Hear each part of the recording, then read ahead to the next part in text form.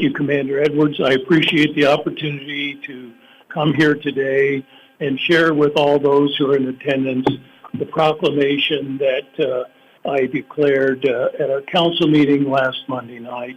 And this proclamation is in City Hall and will be for the month of November. We do this every year to proclaim that Veterans Day 2024 will be on November 11th, 2024. Whereas, throughout the history of our nation, our servicemen and women have risked their lives to protect the interests of our country and defend our freedoms.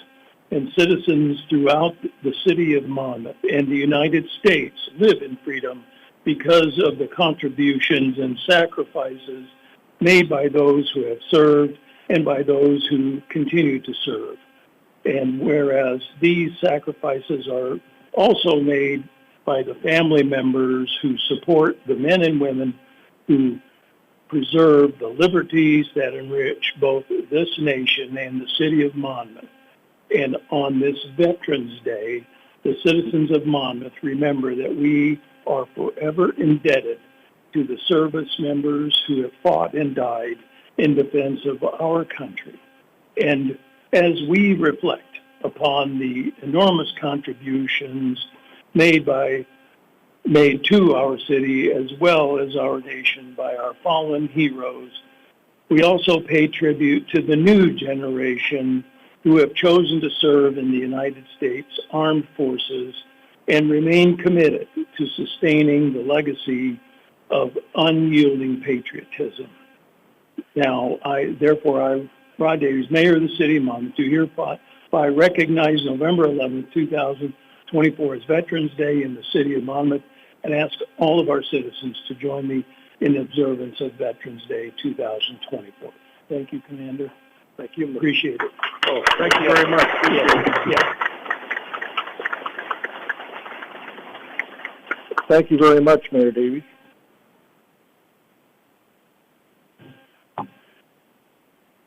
Our guest speaker today is Tom Best.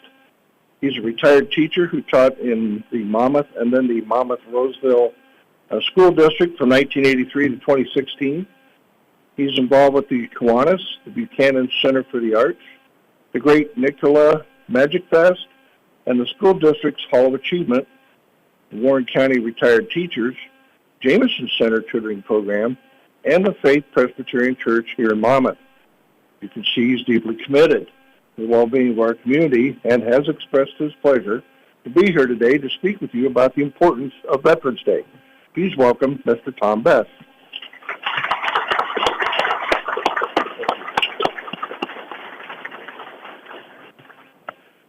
Thank you, Commander Edwards. I'm very humbled to be able to be here today, speak in front of you. As I look out and I see the distinguished guests and the many veterans, it is truly a special occasion to be able to be here. A flag of red, white, and blue, snapping briskly in the crisp fall air. Silver and white-haired veterans marching at a pace which represents their advanced years. Younger men and women whose similar service to their country was not in the distant past, but next, offering their crisp salutes. A crowd of men and women, boys and girls, waving small flags and cheering on these men and women, many of them who they know as family members and friends. It's Veterans Day. It's a proud day when we recognize the valor, bravery, and commitment among generations of men and women who have dedicated their lives to service in our armed forces. We are here today for that very solemn occasion. I think I can rightly state that my fascination and admiration for those who served in the United States services began in the formative years of my pre-teens and teenage years. When I got off from school at Marshalltown, Iowa's Anson Junior High, I often walked part of my way back home and stopped at the factory where my father worked as a tool and die maker. In those days, my father would be helping to clean up the shop area. I was a keen observer, an avid listener of those co-workers that were on the factory floor. From discussions with my father, I learned that many of these men, then mostly in their 40s and 50s, were veterans of World War II. What was particularly interesting about their conversations was that many of them had been part of the air war. One man was a crew member of a B-24 bomber over Europe. Another flew P-38s in the Pacific Theater. Given the fact that I was an avid fan of the 1960 television show 12 O'Clock High, the dramatic representation of a B-17 based in England flying over Nazi Germany, I soaked up every element of the details in their stories. Facing Me-109s over Germany, battling Japanese Zeros in the vast expanses of the Pacific Ocean. On one occasion, I recall listening to one of the guys describing his exploits, and another one of the veterans replying, "Daryl, the way you tell it, it sounds like you won World War II all by yourself." I laughed, but I still admired his bravado.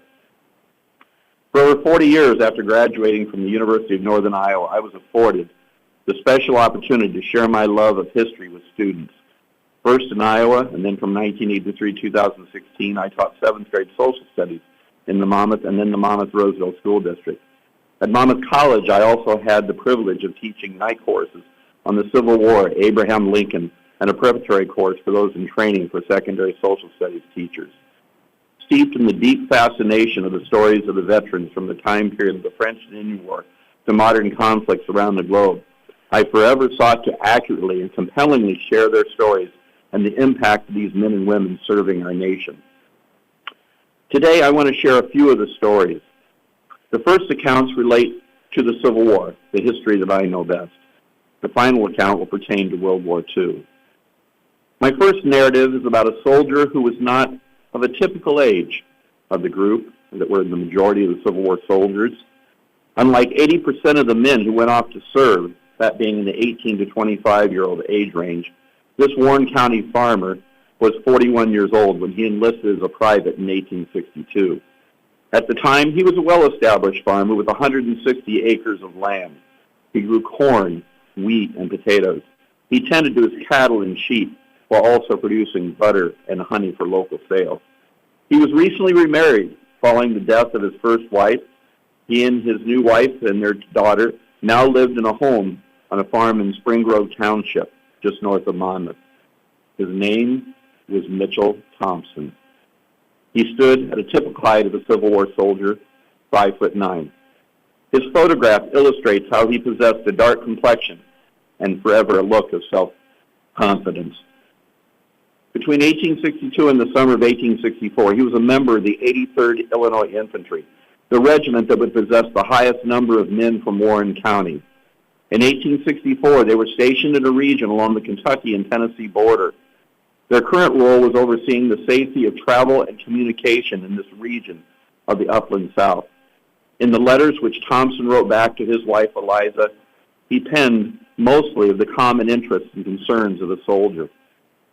He wrote about the weather, illnesses in the ranks, the cost of supplies, and he wrote about his impressions of military engagements across the country, these that he gleaned from newspapers and from the talk of his fellow soldiers. Now elevated to the rank of corporal, Thompson in August 1864 was likewise concerned very frequently about the trouble his regiment was facing with increased Confederate guerrilla activity. Sporadic attacks and the destruction of telegraph lines were depicted in his letters as in the actions and with the actions of the partisan raiders, of which he had little respect. In fact, in one letter to Eliza, he expressed his desire to see these soldiers eliminated. He said quite bluntly, quote, "The country will be better for it." On August 20th, 1864, under the leadership of William Turnbull, he and 11 of his fellow infantrymen of Company B went out to counter these mounted guerrillas. Well, this was a mission which Union soldiers in this region were by now better experienced.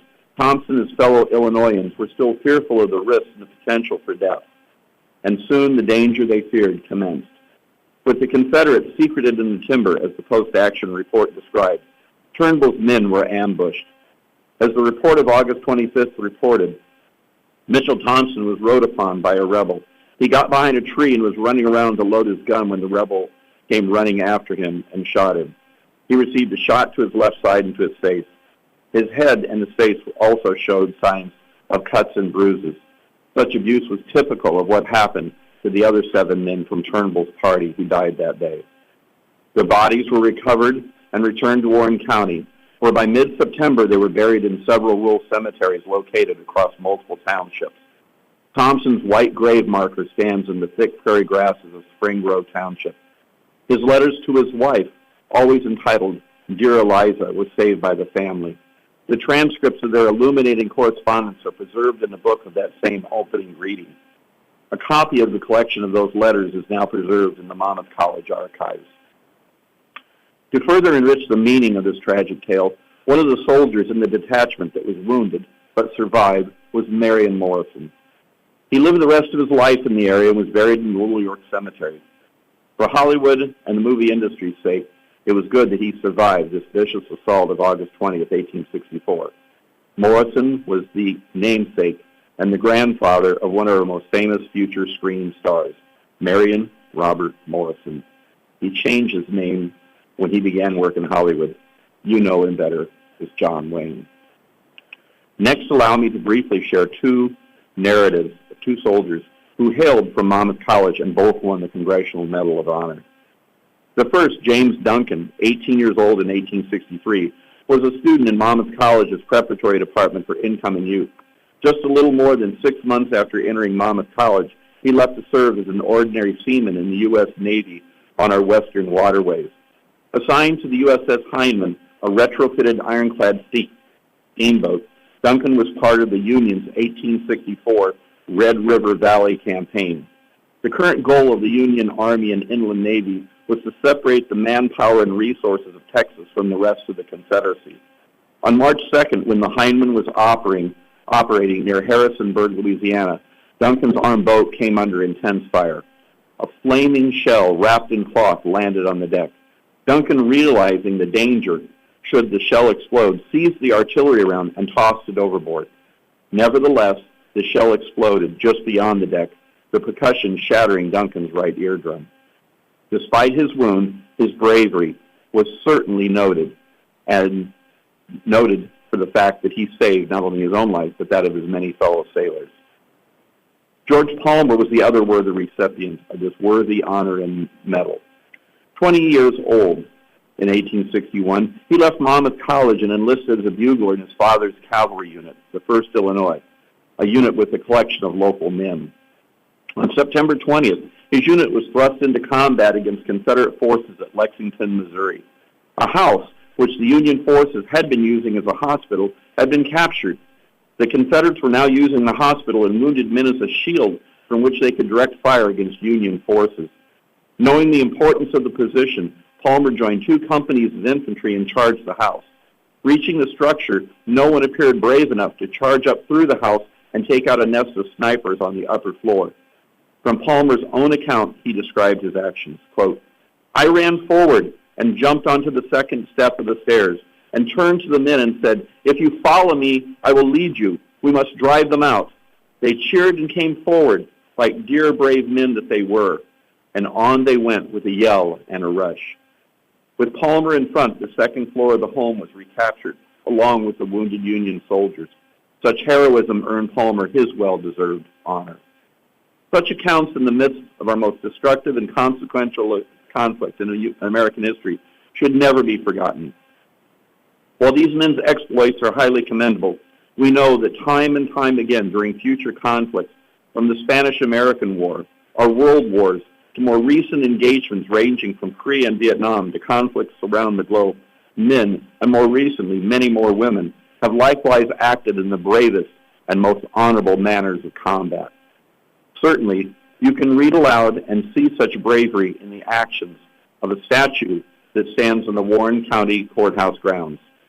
Who could not gaze up and be impressed with the representation of the heroics of another veteran, Marine Bobby Dunlap, fighting in the Pacific Theater during World War II? As his Congressional Medal of Honor citation notes, Dunlap was honored for exposing himself to deadly fire and locating a site where he could best determine how to direct fire to reduce the threat to his men. But all such praise is expressed best in the following citation that was offered from the United States government.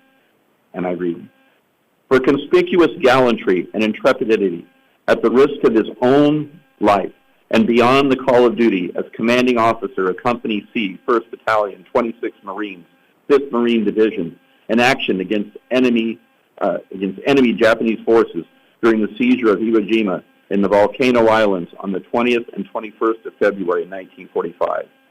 Defying uninterrupted blasts of Japanese artillery, mortar, rifle, and machine gun fire, Captain Dunlap led his troops in a determined advance from low ground uphill toward the steep cliffs from which the enemy poured a devastating rain of shrapnel and bullets, steadily inching forward until a tremendous volume of enemy fire from the caves located high to his front temporarily halted their progress. Determined not to yield, he crawled alone approximately 200 yards forward of his front lines, took observation at the base of the cliff 50 yards from the Japanese lines, located the enemy gun positions, and returned to his own lines where he relayed the vital information to supporting artillery and naval gunfire units. Persistently disregarding his own personal safety, he placed himself in an exposed vantage point to direct more accurately in supporting fire and working without respite for 2 days and 2 nights under constant enemy fire, skillfully directed a smashing bombardment against the most impregnable Japanese positions despite numerous obstacles and heavy Marine casualties. A brilliant leader, Captain Dunlap inspired his men to heroic efforts during this critical phase of the battle, and by his cool decision, indomitable fighting spirit, and during tactics in the face of fanatic opposition greatly accelerated the final decisive defeat of Japanese countermeasures in his sector and materially furthered the continued advance of his company. His great personal valor and gallant spirit of self-sacrifice through the bitter hostilities reflect the highest credit upon Captain Dunlap and the U.S. Navy service, unquote. Robert Bobby Dunlap was a man of exceptional valor. His monument on the courthouse lawn proudly declares what his service stood for: duty, honor, country. Today, like these men whom I've just described, we honor those who have served our nation and dedicated themselves to protecting our country and upholding the Constitution. We respect you, we honor you, and we will not forget you. Thank you.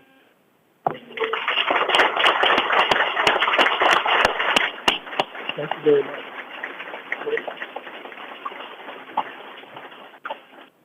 Mr. Best, thank you for that historical perspective. I think we learned some things here today.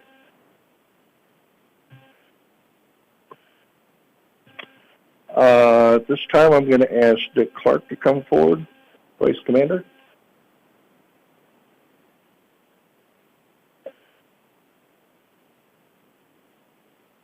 Good morning. This flower you've seen before is poppy. Many of you may wonder what's the significance of this poppy. Well, in a few minutes I'll try to enlighten you. Picture yourself somewhere you can't be seen, maybe you're invisible. The time is 1918, World War I. The place is West Flanders, Belgium. There's a man called John McCrae wrote a poem about this. In Flanders fields, the poppies blow between the crosses, row on row. To mark our place, and in the sky, larks still bravely singing, fly.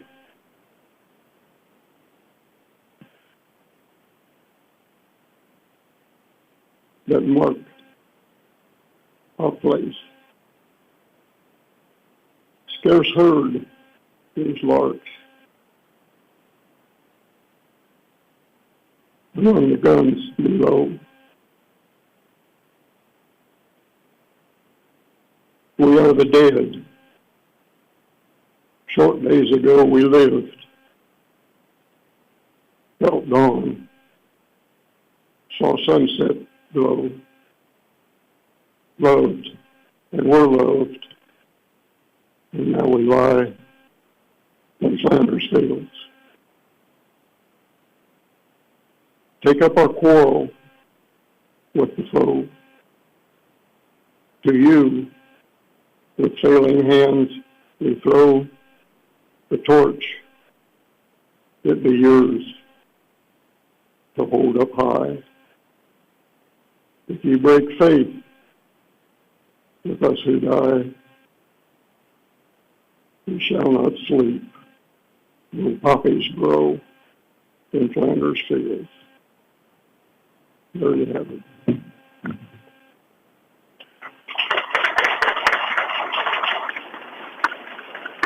Thank you, Vice Commander Park. Director, do we have time for another song? Do we have one?